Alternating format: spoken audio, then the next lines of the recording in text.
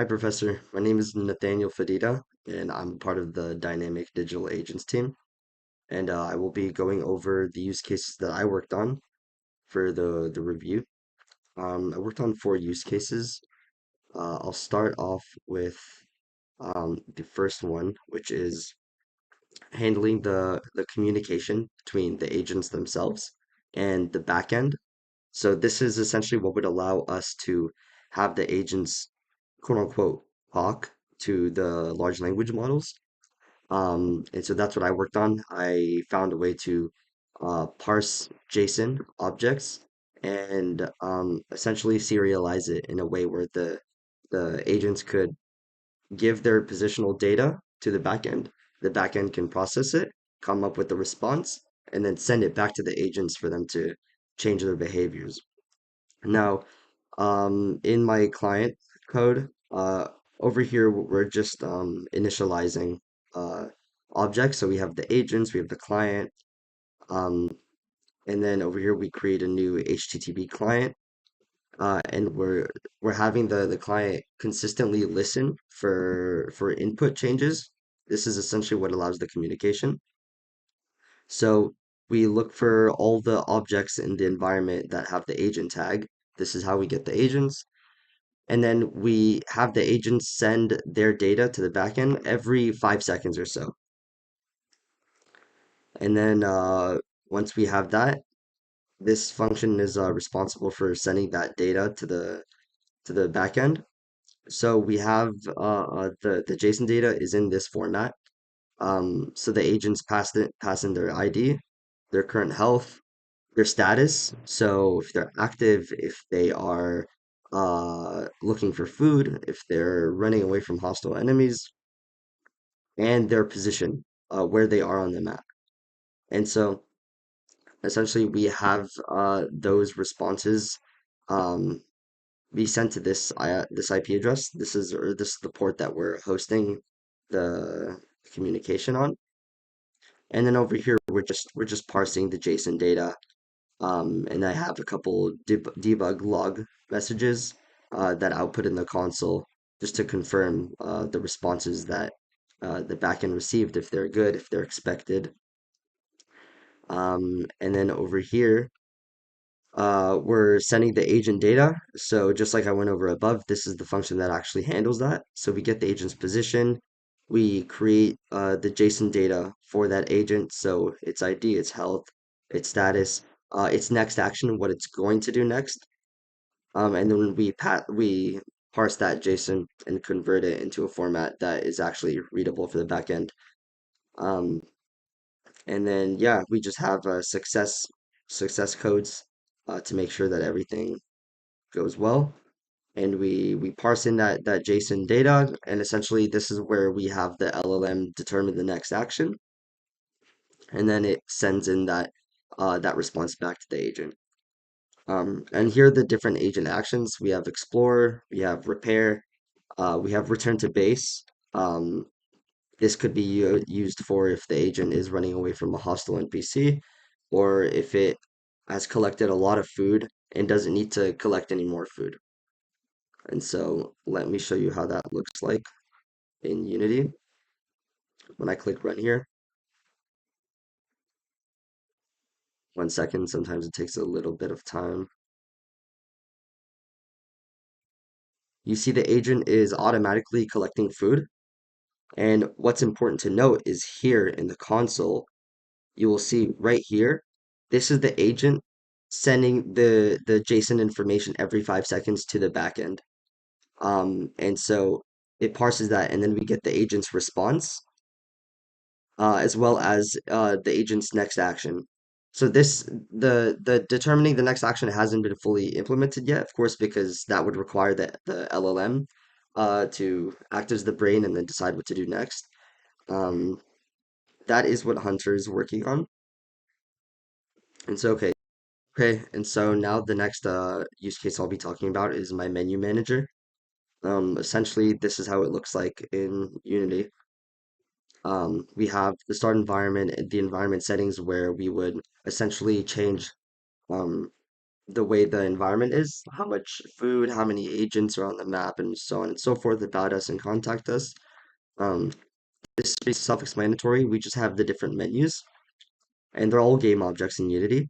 And the way you change the states is, for example, when we want to go to the settings menu, we would set that menu to true and all the other menus false. So all it does is that it hides or masks the other menus. And we just repeat this process for the different menus, the main menu, settings menu, about us menu, so on and so forth. And you see here, when I start the environment,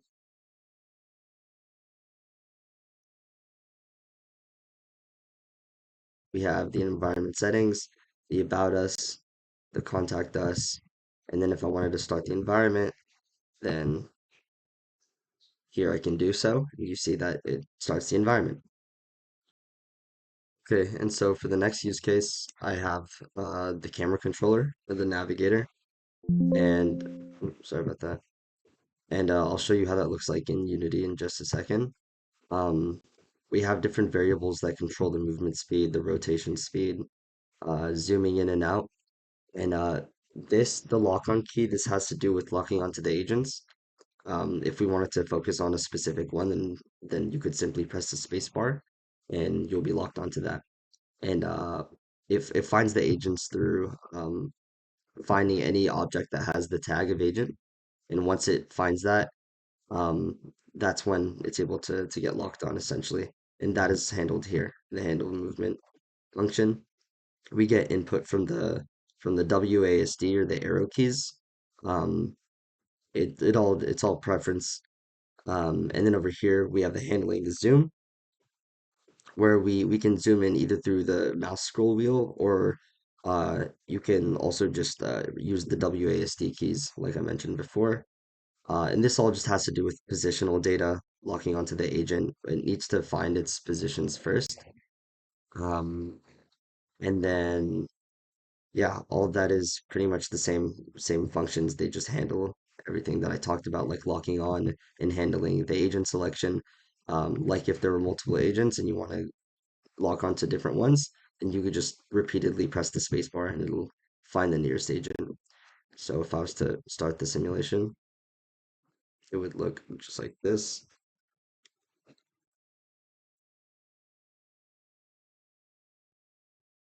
So you see I can control the camera movement with the WASD keys, and I can rotate around like this to get closer, and I can press spacebar to lock onto an agent. And so when this agent moves around, then my camera will focus onto it. Okay, and so for the final use case, I'll be talking about the map marker manager. Um, I'll show you more in detail, but so far we have the map looking like this. And essentially the map marker manager um, is a 2D representation of the map, and it shows where all the game objects are located on the map. So like the agents, food, hostile NPCs, and within the code, essentially we're just initializing all the prefabs, so food, enemies, agents, and whatnot. And then we store these in a dictionary, and this is what will be used to pass in that information into the backend so that the LLM will be able to understand where everything is on the map, and that's good for information passing. Now over here we initialize the markers, and we update the marker positions with this function. And over here, we're just initializing all the markers. So we're having Unity find where the agent is, where the enemy agent is, where the food is, and we're adding those markers. We're taking each of those objects and we're adding those markers um, into the 2D map. So over here, we add the marker. We grab the name and then we store the marker into the object. Um, And yeah, register marker and all of these, Carla worked on. So she'll be talking to you about that side of it, in her review. However, this is how it looks like when we run simulation and toggle on the 2D map. So you see here, we have the food and we have the friendly agents and the hostile agents. And all of these objects are being placed on a 2D map. So we're grabbing their markers and we're placing it on the map. And when I press M, this is how it looks like. So you see we have a 2D rendition of the map, and then we have the food, we have the agents, and the hostile NPCs, and we get all of their positional data right here. So that's what all the numbers are for. And this data is important because this is what essentially we can use to pass into the backend. All right, and those were all of my use cases. Thank you. And if you have any questions, just let me know.